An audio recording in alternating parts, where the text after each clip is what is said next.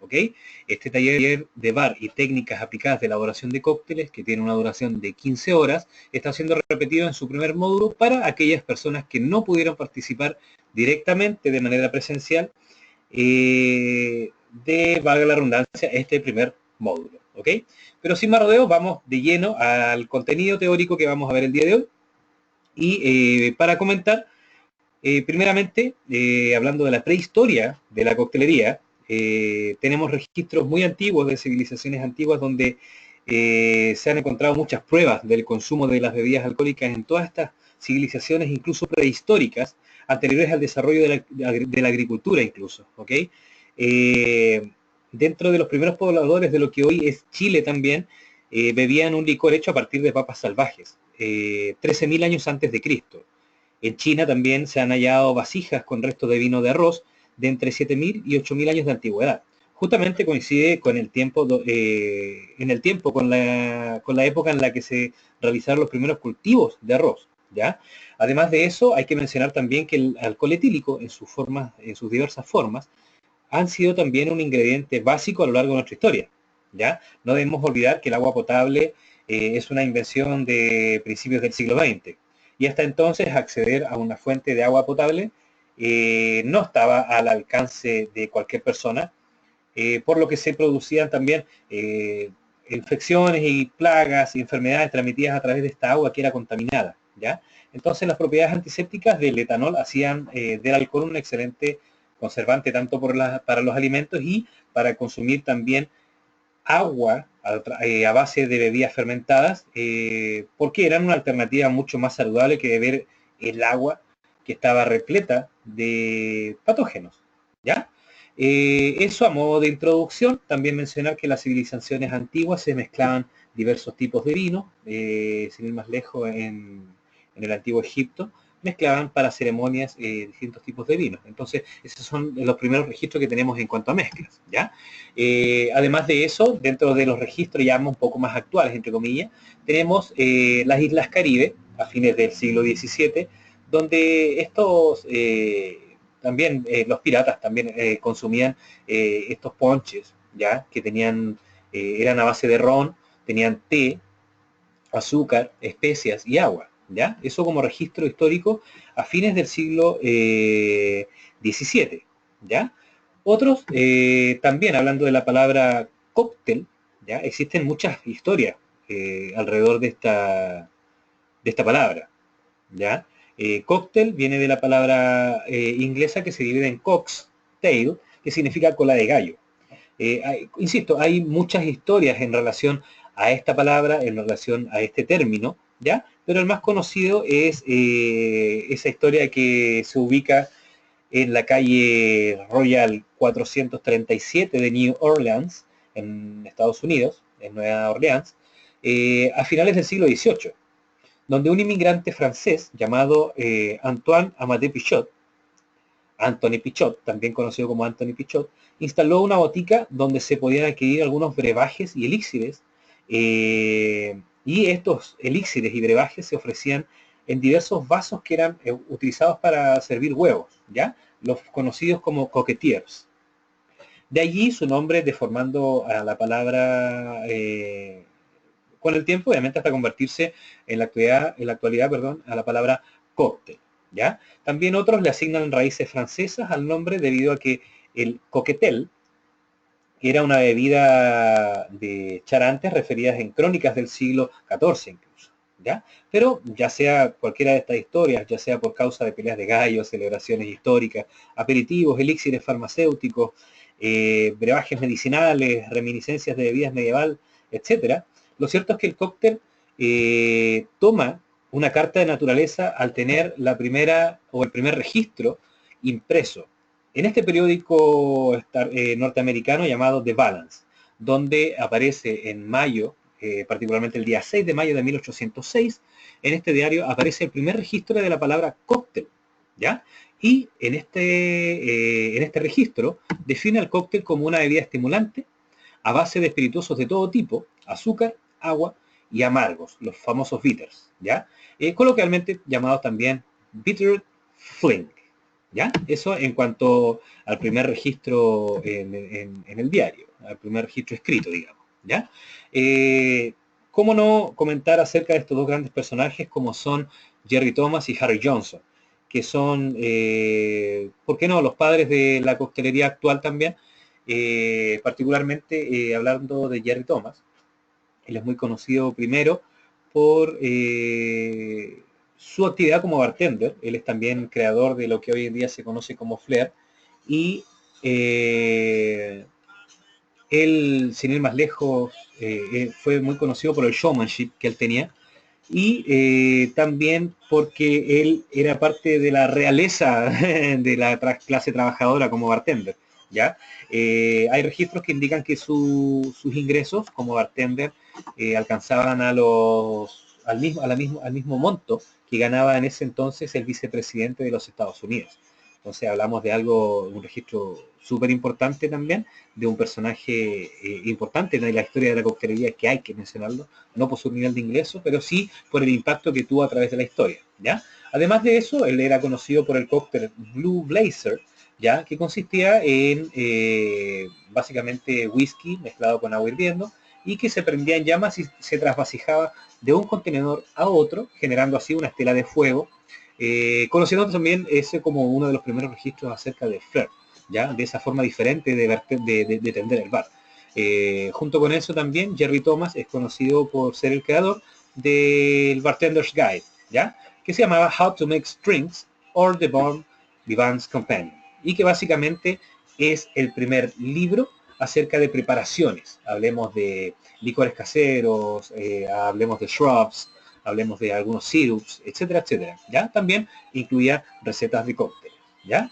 Luego, por otro lado, Harry Johnson. Este personaje es conocido también porque en Nueva York, en el año 1882, él publica el New and Improved Bartender's Manual, y que básicamente es un manual, es una guía para bartenders acerca de la actividad. Ya podríamos definirlo también como eh, la primera publicación técnica acerca de coctelería o de la actividad del bartender como tal. ¿Ya? Aquí tenemos registro visual de ambos. Al lado izquierdo tenemos a Jerry Thomas. Esa foto es del Museo del Cóctel en Estados Unidos. Y a su lado derecho está Harry Johnson, una foto de esos años también, y obviamente su particular bigote por los años de los que estamos hablando. Hablamos de los años 1800, ¿ok? Así que eso, imposible no nombrarlo. Aquí tenemos también un registro visual de Jerry Thomas realizando el Blue Blazer. Obviamente es una animación, como se ve en la diapositiva, pero este registro es del año 1850 en San Francisco, Estados Unidos. ¿Ya? Así que esos son los primeros registros también del flair bartending, de la mano del profesor, como se le conocía también a Jerry Thomas. ¿Ya? Parte de la historia importante y de esos hitos históricos que impactaron de manera muy positiva y que expandieron a todo el ámbito de la coctelería fue la enmienda 18 a la Constitución de los Estados Unidos, la ley seca, también conocida como la prohibición, o prohibition en inglés, ¿ya? Y que viene desde fines, desde fines de 1919 hasta 1933, ¿ya? Básicamente esta enmienda estipulaba la prohibición, como su nombre lo dice, de la elaboración, consumo y distribución, venta, etcétera, todo lo que tenga que ver con bebidas alcohólicas. ¿Ya? Es por eso que por eso se llama la ley seca estadounidense, que duró estos 13 años y un poquito más. Y fue aquí donde también empezaron particularmente a aparecer, como toda persona, como todo ser humano que se le niega algo, la regla está para romperse, así que en este entonces aparece el contrabando de bebidas espirituosas y de otros tipos, ¿ya? Bebidas alcohólicas, y que obviamente tenían una dudosa calidad, porque básicamente era conocido algunos alcoholes como gin de tina, o de gin de baño, o ginebra de tina, porque la gente destilaba en sus propias casas. Obviamente las precarias condiciones tanto higiénicas como de calidad producían también la circulación de alcoholes de baja calidad, de pésima calidad. Es por eso también que en este tiempo muchas personas murieron intoxicadas, también muchas personas quedaron ciegas, algunas sordas, producto de este alcohol de mala calidad. Y en este entonces, y a raíz de ese mal alcohol que existía en ese tiempo, nuestros colegas bartenders de ese entonces tenían como misión también camuflar, esconder esas malas bebidas alcohólicas a través de los cócteles, ¿ya? Es aquí también donde, como bien lo dice la foto, aparecen los speakeasy, que viene de la palabra irlandesa hablar bajito, ¿ya? Y hace referencia a los bares clandestinos, ¿ya? Es como, obviamente, un secreto y también es una tendencia que ya se viene dando hace varios años a nivel mundial, la tendencia hacia lo vintage, la tendencia hacia un bar speakeasy, ya con cócteles clásicos, con remasterizaciones de los propios bartenders, etcétera, ya un cúmulo de cosas.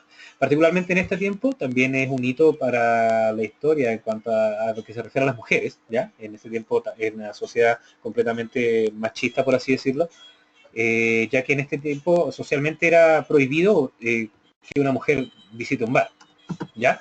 Es por esto que en este tiempo de la prohibición, donde se rompían básicamente todas las reglas, las mujeres estaban en libertad y obviamente de ingresar a un bar y no era mal visto básicamente, porque era ese jolgorio, esa fiesta donde no habían diferencias en clases sociales ni nada que separe, ¿ya? No había diferencias ni sociales eh, ni de clases, ¿ya? Así que en ese tiempo de los speakeasy también es donde también se impulsa la coctelería y donde también los bartenders se vuelven un poco los rockstars, ¿ya? De la sociedad. Cabe mencionar también que aquí nacen dentro de los personajes más conocidos de esta historia, Al Capone, ya conocido por generar su riqueza a través del contrabando de drogas y alcohol, ilegítimo, ya en este tiempo, y bueno, hay películas incluso de registro de este personaje. Así que eso, a modo de comentario, repasando a grandes rasgos lo que hay, lo que corresponde a la prohibición, como hito dentro de la historia de la coctelería. Cabe mencionar que todo esto es un movimiento social gigantesco, que como bien vimos duró alrededor de 13 años, y que detrás de esa historia también hay en el trasfondo existen muchas más historias que sería, ¿por qué no?, interesante investigar en algún otro punto. ¿Ya? Dentro de la parte técnica, tenemos las herramientas y utensilios dentro de la coctelería, que son bien conocidas para quienes ya forman parte de la industria de alimentos y bebidas y que ya llevan un tiempo generando su actividad como bartenders, ¿ya? Tenemos los básicos, que son básicamente los que se muestran en la foto, donde hay cocteleras, coladores orugas, coladores finos, coladores Julet, ¿ya? Las cucharas de bar en sus distintas formas, los morteros en sus distintas formas también, de madera, de PVC, con cuerpo de acero inoxidable, etcétera. Los jiggers, que son nuestros compañeros fieles, con los cuales vamos a medir en exactitud las recetas también. Los vertedores, también los exprimidores de cítricos manuales, ¿por qué no? También un recetario de cócteles, destapadores de botellas, peladores de cítricos, etcétera, etcétera. ¿Ya? Eso dentro de los clásicos. Además de eso hay otras herramientas y utensilios anexos, como lo son quizás un atomizador para hacer algún perfume, como lo son quizás algunos tipos de frascos o máquinas ahumadoras, eh, ¿por qué no?, deshidratadoras para las decoraciones, con fruta deshidratada, etcétera, etcétera. Hay un sinfín también de herramientas que no son clásicas, pero sí son afines, ¿ya? Y que tienen que ver también con la gastronomía y que aplican, ¿por qué no?, a la coctelería o a la hora de preparar un cóctel, a la hora de hacer una decoración o a la hora de emulsionar alguna mezcla, ¿ya?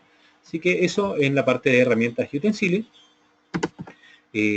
Además de eso, tenemos la cristalería también como parte de la introducción a la coctelería.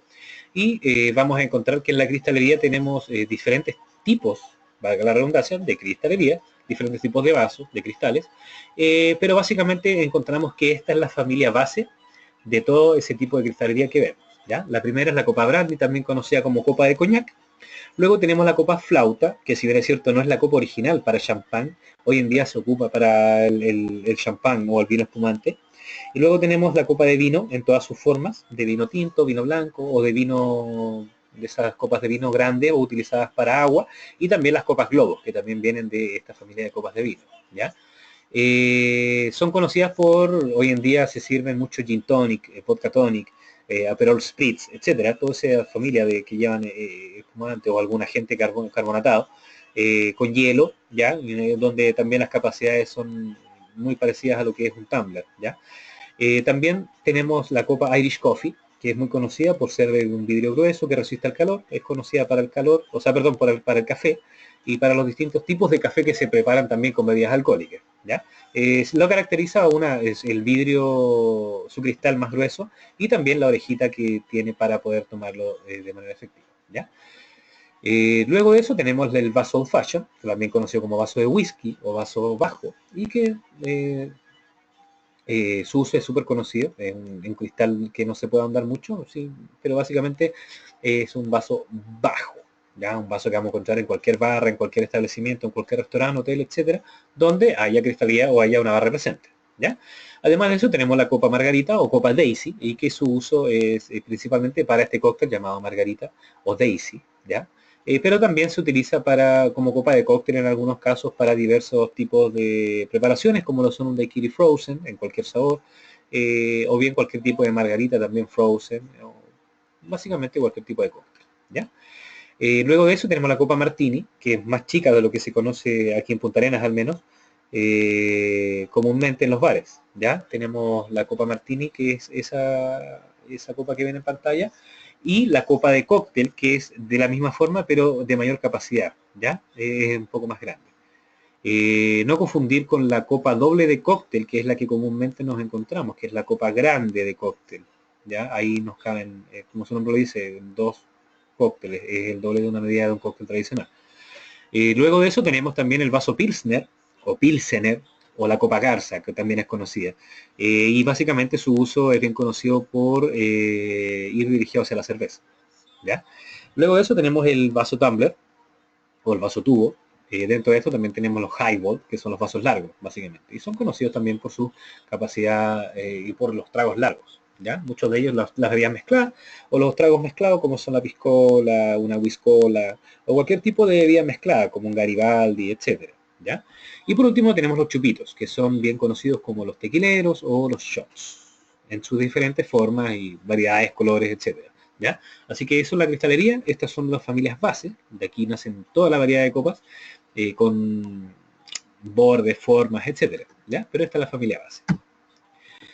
Una parte, y para mí personalmente, como bartender independiente, la parte técnica fundamental de toda preparación es las unidades métricas, ¿ya? Dentro de las medidas de las unidades métricas tenemos, tal como ven en este cuadro, tenemos las onzas, que son más comunes de utilizar, tenemos los centímetros cúbicos, los mililitros y los centilitros, ¿ya? En este cuadro vemos que siempre vamos a tomar como referencia una onza, ¿ya? Y su conversión a centímetros cúbicos serían que una onza corresponde a 30 centímetros cúbicos. En mililitros o ml sería que una onza corresponde a 30 ml y en centilitros corresponde una onza a 3 cl o 3 centilitros, ¿ya? Además de estas unidades métricas también tenemos otras unidades métricas como son los dashes, los golpes, las gotas, las cucharas de bar, ¿ya? Los splash, etcétera. Todas las otras medidas también. Como les digo, existen gotas, existen cucharas de bar en sus distintas medidas también. Además de eso, podemos ocupar otras medidas, además de un jigger, para medir como son los scoops, utilizados también en repostería, y que vienen en medidas desde 0,5 ml hasta 15, pasando por una onza, 2 o 3, ¿ya? Existen en diversas capacidades, diferentes modelos, etcétera, pero su uso fundamental es para medir, ¿ya? Al igual que un jigger, y al igual que todas estas medidas que les estoy mencionando, estas unidades métricas en coctelería con las que nos vamos a encontrar en muchas recetas, ¿ya? Así que eso es la parte de unidades métricas. Pasando a la parte de técnicas de elaboración, tenemos la primera de ellas, y también dentro de las herramientas utilizadas para la coctelería, la coctelera, nuestro amigo fiel, nuestro compañero, ¿ya? En sus tres variedades. La primera de ellas, la coctelera europea o coctelera Bahía, conocida como también como coctelera de dos cuerpos, que se utiliza acompañado de un colador oruga, ya que también la vimos en la parte de herramientas y utensilios del bar. Luego tenemos la coctelera americana de tres cuerpos, que su nombre lo dice, lo componen tres cuerpos, el cuerpo base, la tapa con el colador incluido y el tapón, ¿ya? Para tapar este filtro que trae consigo la coctelera. Y luego tenemos la coctelera americana de 2 cuerpos, tipo Boston. Y en este tipo existen 2 variedades, una con el cuerpo de acero inoxidable y el vaso mezclador de acero inoxidable también, o bien el cuerpo de acero inoxidable y el vaso mezclador de vidrio, que también se puede utilizar como vaso mezclador para refrescar cócteles, ¿ya? Consideraciones a la hora de usar la coctelera, básicamente los cócteles que van batidos en coctelera son cócteles cuyos ingredientes se componen de diferentes densidades, ¿ya? Hablemos de un licor sumado a una crema, a un destilado, a un sirup o a un jugo natural. Como bien sabemos, y son ingredientes que no se pueden mezclar por sí solo revolviéndolo, ¿ya?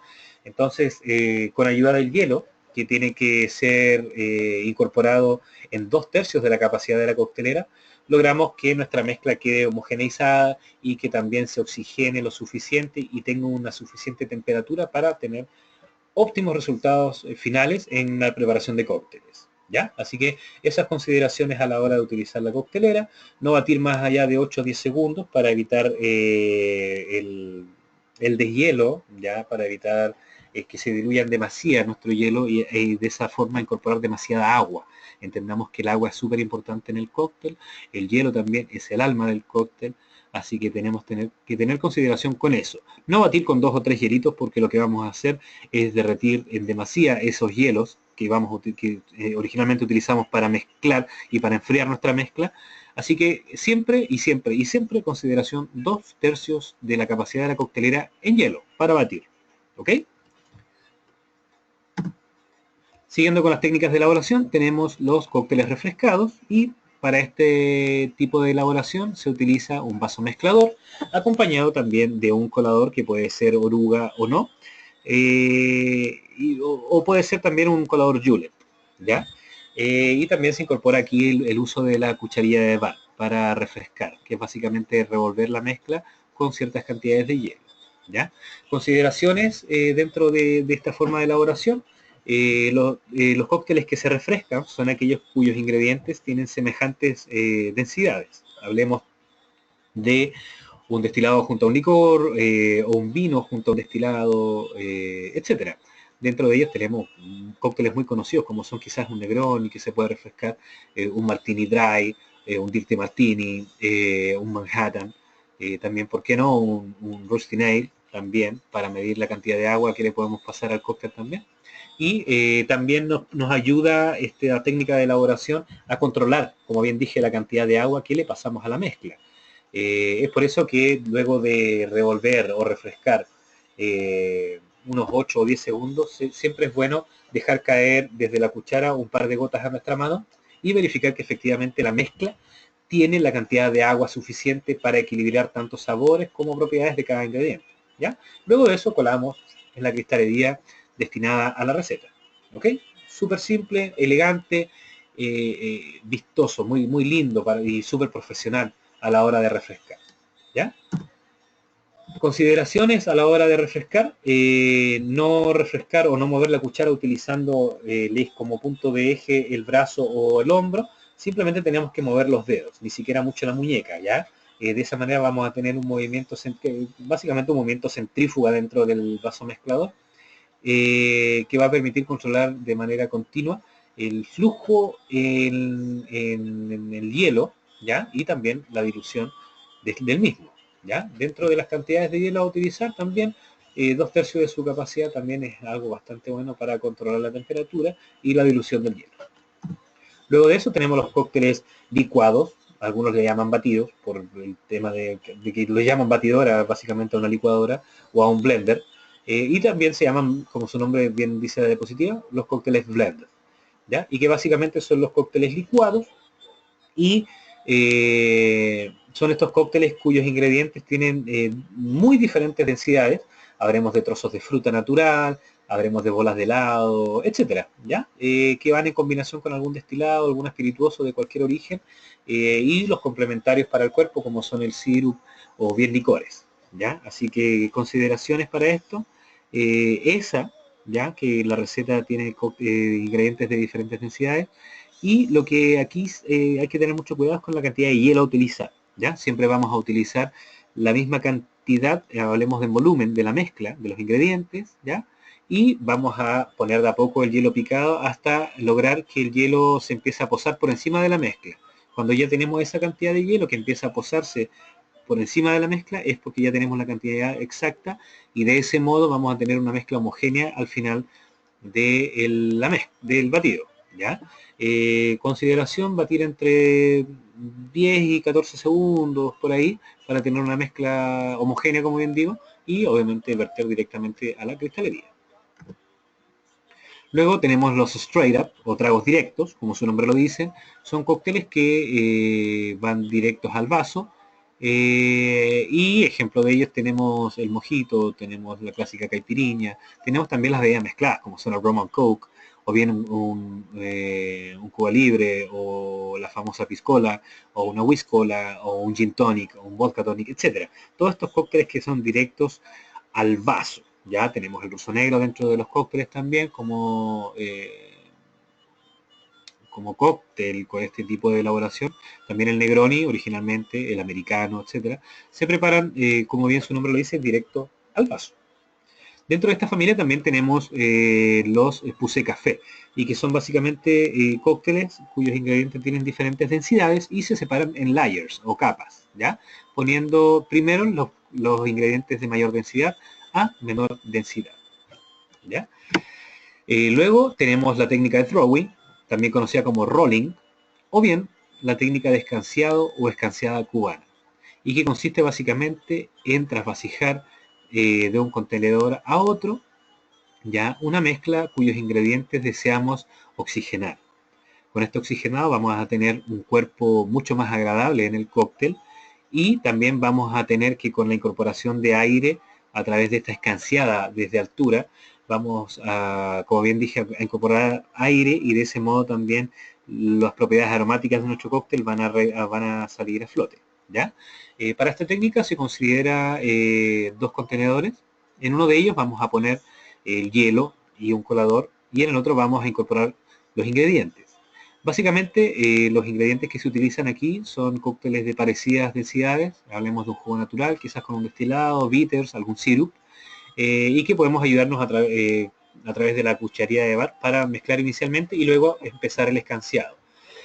Consideración a la hora de escanciar cócteles que tengan ingredientes de graduación alcohólica altas y de densidades semejantes como son el Negroni, si es que quieres escanciarlo, considerar no más allá de 2 o 3 vueltas, 2 o 3 throwing, debido a que se puede sobrediluir el hielo y la cantidad de agua que pasemos al cóctel no va a ser no nos va a dar un buen resultado final. ¿Ya? Muy por el contrario, con cócteles cuyos ingredientes son, no sé, jugo natural de piña, por ejemplo, con algún bitter, algún ron blanco, jugo de lima o algún sirup, simple syrup, eh, vamos a tener que podemos escanciar entre 5 y 6 veces teniendo una mejor oxigenación y logrando incluso una atractiva espuma en estos jugos naturales. ¿Ya?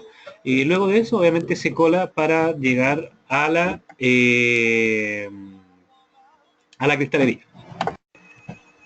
Ok, eso en lo que se refiere a las técnicas de elaboración con esta técnica llamada throwing descanciado o descanciada cubana.